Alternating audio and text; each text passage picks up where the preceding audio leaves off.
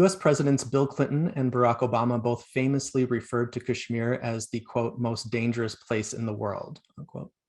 Yet neither of them, nor anyone in the US government more generally, did enough in response to this assessment to prevent the worsening of conditions in Kashmir. Now, since 2019, human rights organization Genocide Watch has officially issued a genocide alert for Indian-occupied Kashmir, and the Simon Scott Center for the Prevention of Genocide, part of the United States Holocaust Memorial Museum, now ranks India the #2 country at highest risk for mass killings, due in no small part to India's actions in Kashmir.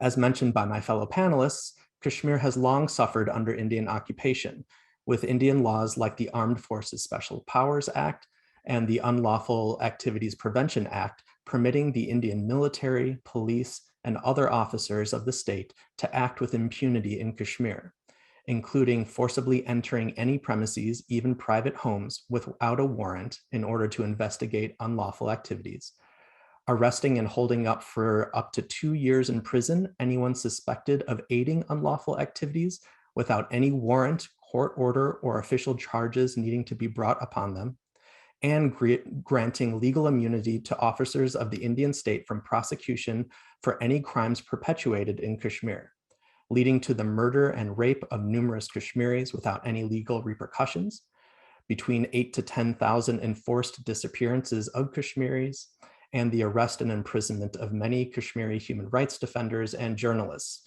which my fellow panelists will address in further detail. However, I'm here today to talk about how the situation has worsened in Kashmir since 2019.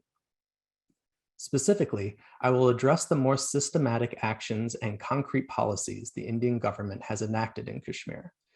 They will demonstrate that India's actions in Kashmir are not merely sporadic violent actions performed by bad actors during a chaotic moment of conflict, but rather a conscious and involved strategic plan to irrevocably eliminate the few rights Kashmiris hitherto still retained.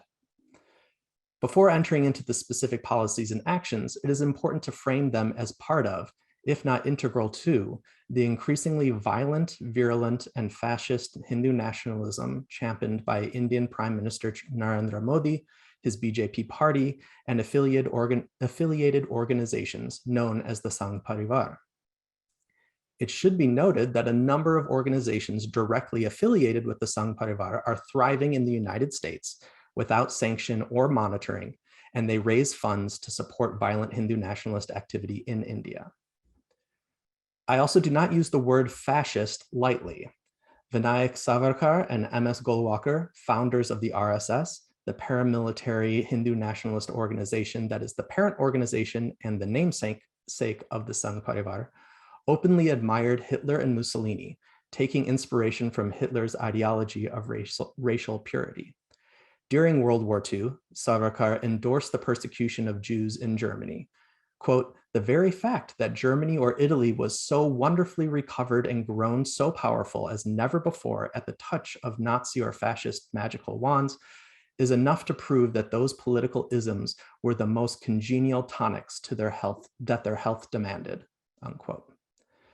That Prime Minister Narendra Modi and many other BJP leaders trained under the RSS and regularly garland and pray towards a picture of Savarkar should demonstrate the openly fascistic nature of Modi, the BJP, and Hindu nationalist organizations at the head of India's current government. However, they are not merely admiring fascists. Official Hindu nationalist ideology, or Hindutva, openly states that Muslims should be eliminated from India. Therefore, the policies that I am to discuss now demonstrate that Hindu nationalism promoted by Prime Minister Modi, his government, and their allied organizations is not merely an ideology, but a systematic program aimed at, first, the disenfranchisement and impoverishment of Kashmiri Muslims, but ultimately the complete displacement and elimination of Kashmiri Muslims via ethnic cleansing and genocide. As already mentioned by my fellow panelists, on August 5th, 2019, the Indian government under Narendra Modi unilaterally, via presidential order, abrogated Articles 370 and 35A of the Indian Constitution. Those erstwhile articles of the Indian Constitution not only established Jammu and Kashmir as a semi-autonomous state with its own government and legislature, but perhaps more importantly, afforded that government the right to determine and designate who are permanent residents of Kashmir. Perhaps most importantly, permanent resident status afforded Kashmiri the exclusive right to own property in Kashmir, preventing powerful Indian corporations and wealthy elites from buying up land in Kashmir during times of economic crisis.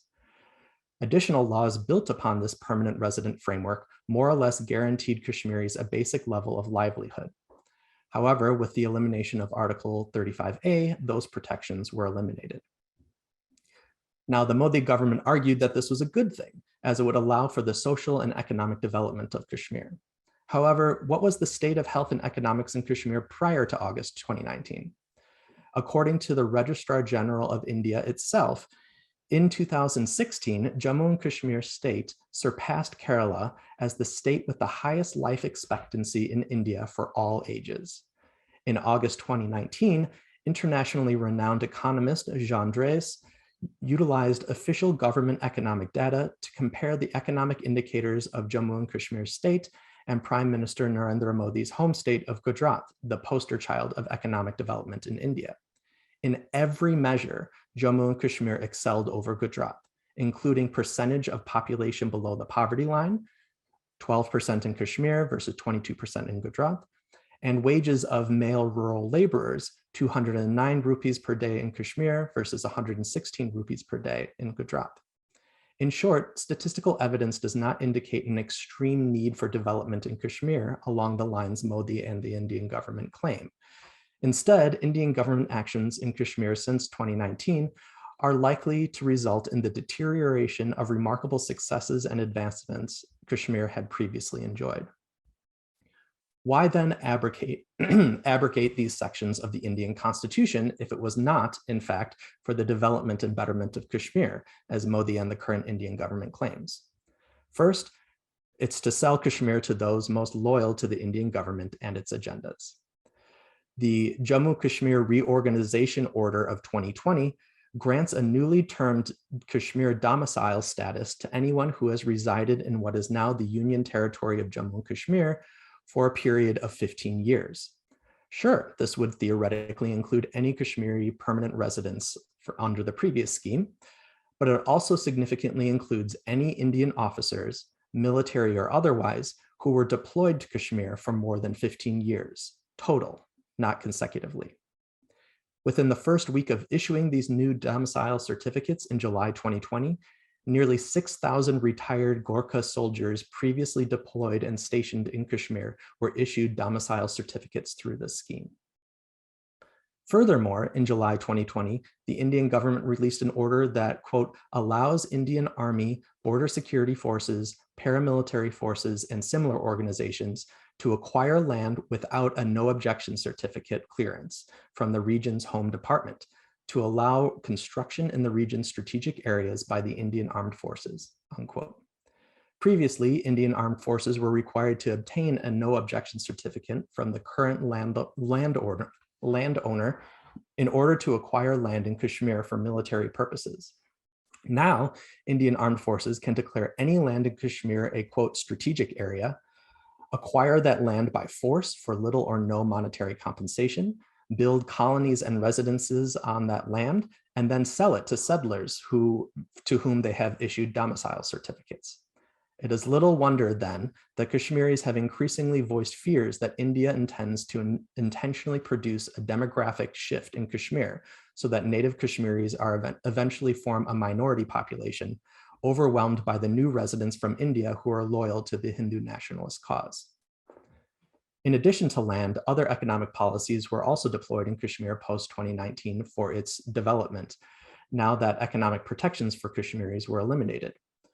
For example, during 2020, India introduced a unique market intervention scheme under which remunerative prices were paid through the Indian Department of Biotechnology and transportation provided by the Central Procuring Agency to help stabilize the Kashmiri apple market. Officials claim, quote, this move defeated the terrorists who had threatened apple growers against the plucking of the fruit from orchard, unquote. But in reality, the central government of India gave itself the power to set the prices they would pay for apples, paid those funds to orchard owners, and then shipped those apples to whomever the government desired to sell them. When put in these terms, such a program seems less intended to aid Kashmiri orchard owners than profiting the Department of Biotechnology and their trading partners. That these economic development schemes were more focused on benefiting trading partners than aiding Kashmiris is further evinced by the statement, quote, "During the year, a global investment summit was organized, 7 roadshows held, which 168 MOUs for 13,600 crore rupees were signed. The government has identified 6,000 acres of government land for industry, and land has been transferred for setting up 37 industrial estates," unquote.